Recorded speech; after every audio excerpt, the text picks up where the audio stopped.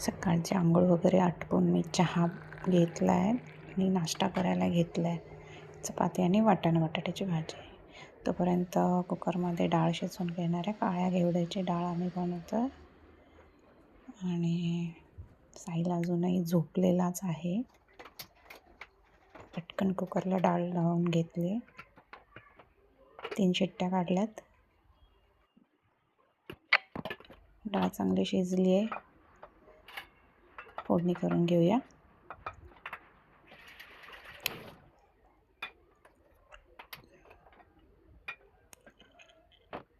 लसूणची फोडणी देते मी. थोडा लसूण टेचून घेऊया.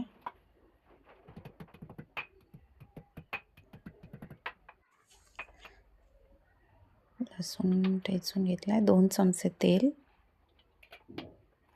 त्यामध्ये कढीपत्ता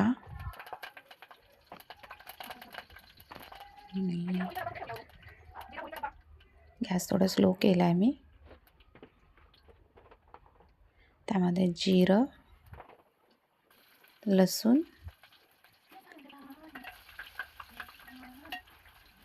चांगलं हलवून घेतलं आहे. तेलामध्ये थोडंसं हिंग टाकायचं. हिंग थोडंसं कडक झालं आहे. ठीक आहे. हळद, मसाले, लाल तिखट सर्व एकत्र मिक्स करून थोडंसं डाळीचं पाणी टाकून दिलं फोडणी जळू नये म्हणून. आता डाळ चांगली मॅश करून घ्यायची आहे.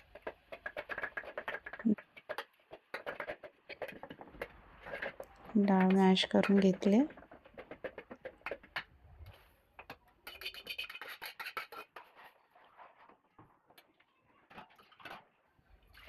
फोडणी देऊन चांगला ढवळून घेतलं. तर मीठ घालूया.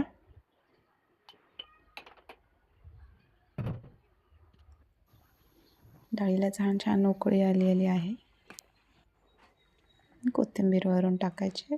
खूप छान आणि सुंदर होते डाळ.